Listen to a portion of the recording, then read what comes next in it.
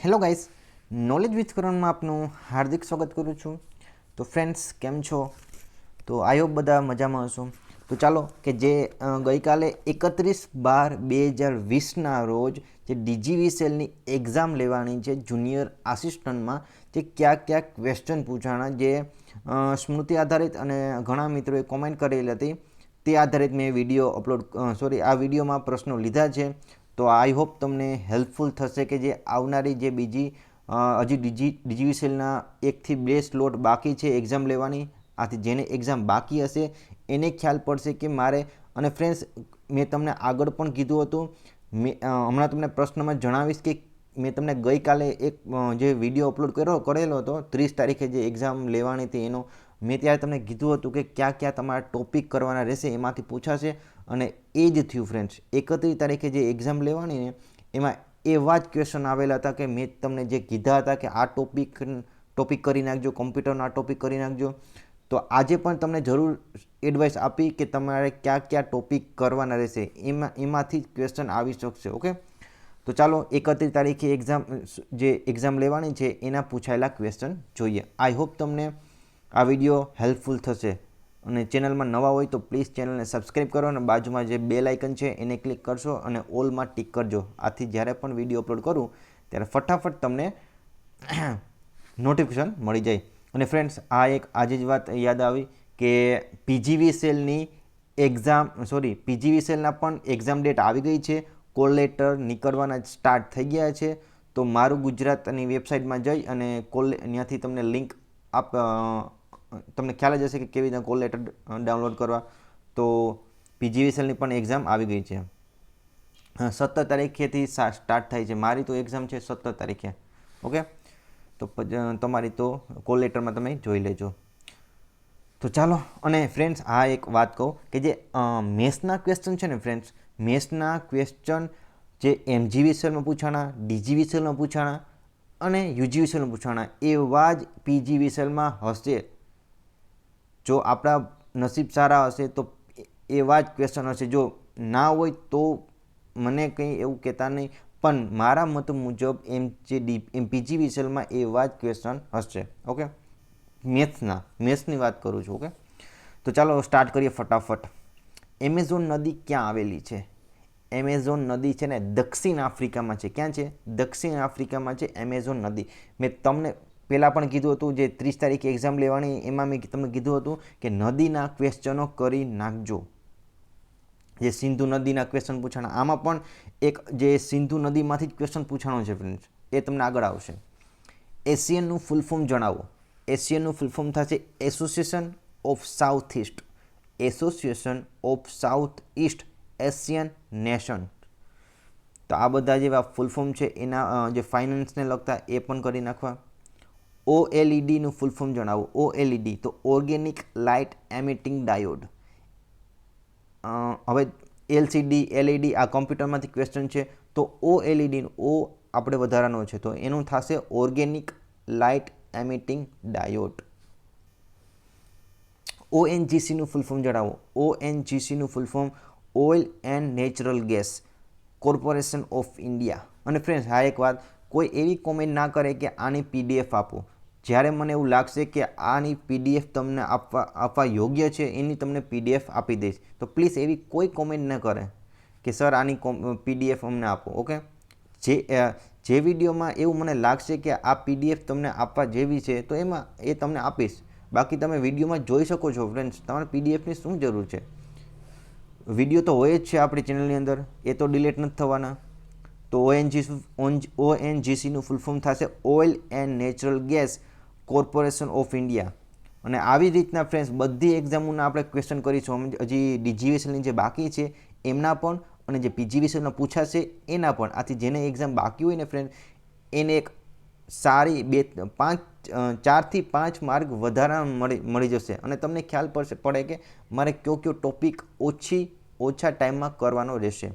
અને બેઠા જ ફ્રેન્ડ્સ ક્વેશ્ચન પૂછાય છે મેથ્સના. તો એક કોમ્પ્યુટર જ અઘરું પૂછાય છે. ઓકે, ભરેલો અગ્નિ કોની નવલકથા છે? તો ભરેલો અગ્નિ છે આરવી દેસાઈનો. રમણદાર એવું કંઈક નામ છે, Aarvi Desai. Hero to animal award 2020 કોને મળેલો છે? હીરો ટુ એનિમલ, એવો કંઈક ક્વેશ્ચન હતો. તો નવીન પટનાયક, કોને? નવીન પટનાયકને મળેલો છે hero to animal award. Wagah border કયા રાજ્યમાં આવેલું છે? આ તો બધાને ખબર જ છે, વાઘા બોર્ડર છે પંજાબની અંદર. અને ફ્રેન્ડ્સ, જે જીકેના ક્વેશ્ચન છે ને એ સાવ ઇઝી ક્વેશ્ચન હોય છે. જેની તૈયારી સારી હશે એને તો જીકેના 10માંથી 10 એવા આવતા જ હશે, 10માંથી 9, 8 એવા તો આવતા જ હશે. કિતાબ ઉલ હિંદના લેખક કોણ છે? તો કિતાબ ઉલ હિંદના લેખક છે અલ બરૂની. કોણ છે? કિતાબ ઉલ હિંદના લેખક અલ બરૂની. અને ફ્રેન્ડ્સ, આ વિડીયો એટલા માટે જ કહું છું, જો કિતાબ ઉલ હિંદ પૂછાણું તો જે ઇતિહાસની અંદર જે ફેમસ કિતાબ છે આ કોણે લખેલી એ પણ કરી લેવી, કેમ કે હવે ટોપિક નહીં ચેન્જ થાય, આવો જ ક્વેશ્ચન પાછો લખાશે કે બીજી કિતાબનું નામ આવશે કે આ કોણે લખેલી છે. આ પણ ઇતિહાસમાંથી જ ક્વેશ્ચન છે કે કિતાબ ઉલ હિંદ કોને લખેલું છે? તો અલ બરૂની. એવો બીજો ક્વેશ્ચન પૂછી લઈ, આ કિતાબ કોને લખેલી છે? એશલે કૂપર કઈ રમત સાથે જોડાયેલા છે? તો એશલે કૂપર છે ને ટેનિસ પ્લેયર છે. કેની સાથે? Tennis player.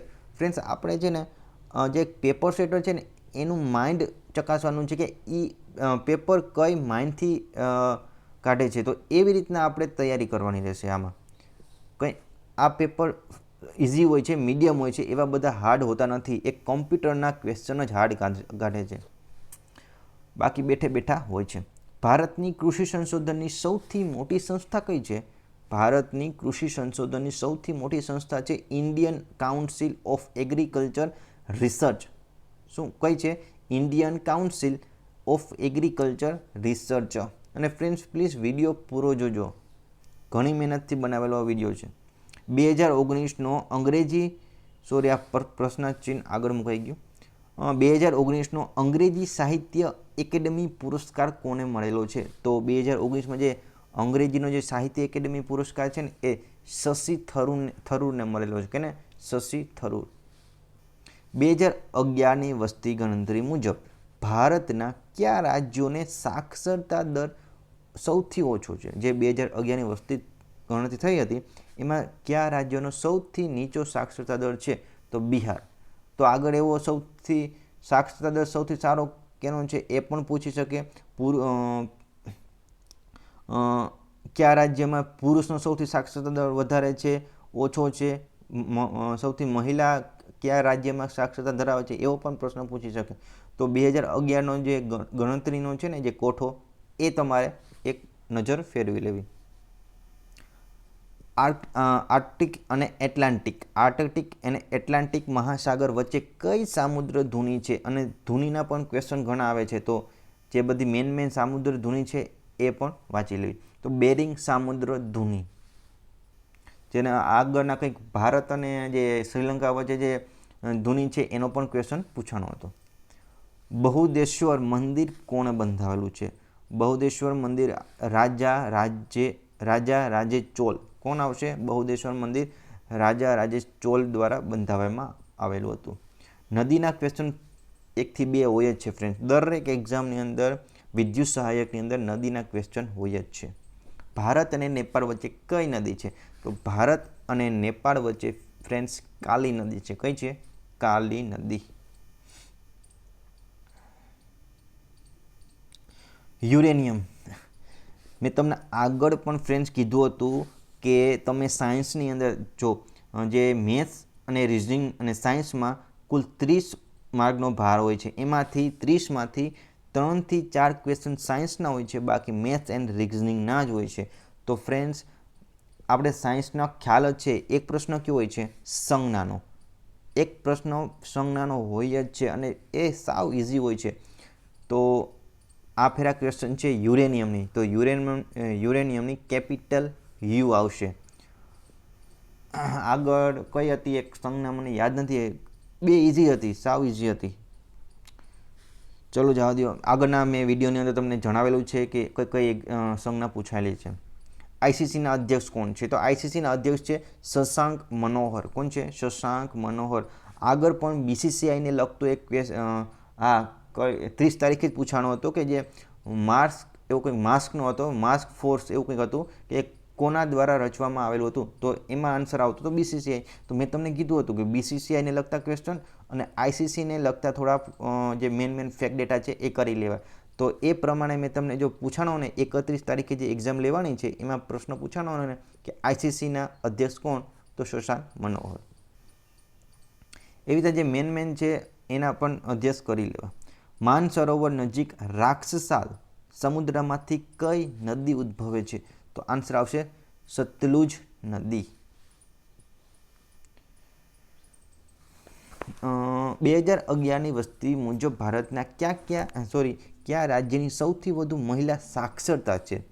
જો આ જ એક્ઝામની અંદર પૂછાણો પાછો 2011ની જે વસ્તી ગણતરી છે એમાં સૌથી વધુ સાક્ષરતા દર મહિલાઓનો કયા રાજ્યમાં છે? તો કેરળ રાજ્યની અંદર સૌથી વધારે સાક્ષરતા દર ધરાવે છે મહિલાઓ. પ્રથમ સિંગલ બોર્ડ સર્કિટવાળું કોમ્પ્યુટર બહાર પાડનાર કોણ છે?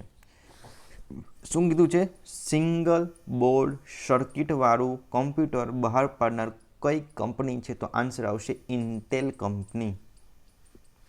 માઇક્રોસોફ્ટમાં કયો ઇન્ડેન્ટ ટાઈપ નથી? તો યાદ રાખજો, માઇક્રોસોફ્ટની અંદર ફર્સ્ટ લાઇન ઇન્ડેન્ટ નથી. અને ફ્રેન્ડ જો આ એક્ઝામની અંદર છે ને કોમ્પ્યુટર તો કહી શકાય કે એડવાન્સ લેવલનું પૂછે છે, કેમ કે આવા કોઈ પણ પ્રેક્ટિકલ બુક નથી બની કે આવા પ્રશ્નો તમે ધ્યાનમાં પણ હશે. તમે આની માટે સ્ટડી કરેલું હશે, તમે પ્રોપર કમ્પ્યુટરના વિદ્યાર્થી હશો તો તમને ખ્યાલ પડશે કે આ ક્વેશ્ચન શું કહેવા માગે છે. ફ્રેન્ડ, જે કમ્પ્યુટરના સ્ટુડન્ટ નથી એને જરા પણ ખ્યાલ નહીં આવે કે આ બધા પ્રશ્ન શું કહેવા માગે છે. તો એ તો આપણે માની શકાય કે આ એક્ઝામની અંદર એડવાન્સ લેવલનું કમ્પ્યુટર પૂછે છે. Practical type friends, practical type પૂછે છે. 3 થી 4 ક્વેશ્ચન જ સાવ ઇઝી હોય છે, બાકી બધા હાર્ડ હોય છે. આ પ્રેક્ટિકલ હોય છે. અને ફ્રેન્ડ્સ, OSI મોડલ મેં તમને કીધું, તો OSI મોડલમાં પણ એક નજર મારી લેજો. OSI મોડલમાંથી પણ પૂછે છે ઇસ્કિમો હાઉસને શું કહેવાય છે? તો ઇસ્કિમો હાઉસને ઇગ્લુ કહેવાય. શું કહેવાય છે? ઇગ્લુ. IGST એનું ફૂલ ફોર્મ જણાવો. એ તો તમને ખ્યાલ આવે GSTનું ફૂલ ફોર્મ તો પણ આઈ આગળ લગાડ્યો છે, તો IGSTનું ફૂલ ફોર્મ થશે integrated goods and service tax. શું થશે? Integrated goods and service tax. Mail receive કરવા માટેનો પ્રોટોકોલ. મેલ રિસીવ, જો આપણે મેલ મોકલતા હોય, સેન્ડ કરતા હોય, રિસીવ કરતા હોય, તો રિસીવ કરવા માટેનો પ્રોટોકોલ છે ને POP3. શું થાય? POP3, point to point protocol. POPનું ફૂલ ફોર્મ પૂછી શકે, પોઈન્ટ ટુ પોઈન્ટ પ્રોટોકોલ 3 આવશે. 1970માં સૌ પ્રથમ કઈ કંપનીએ DRAM બહાર પાડ્યું? તો DRAM એટલે શું? Dynamic random access memory. તો એમાં આન્સર આવશે ઇન્ટેલ જ. રેમના 2 પ્રકાર હોય છે, તમને ખ્યાલ જ હશે, SRAM, DRAM, સ્ટેટિક રેમ અને ડાયનામિક રેમ.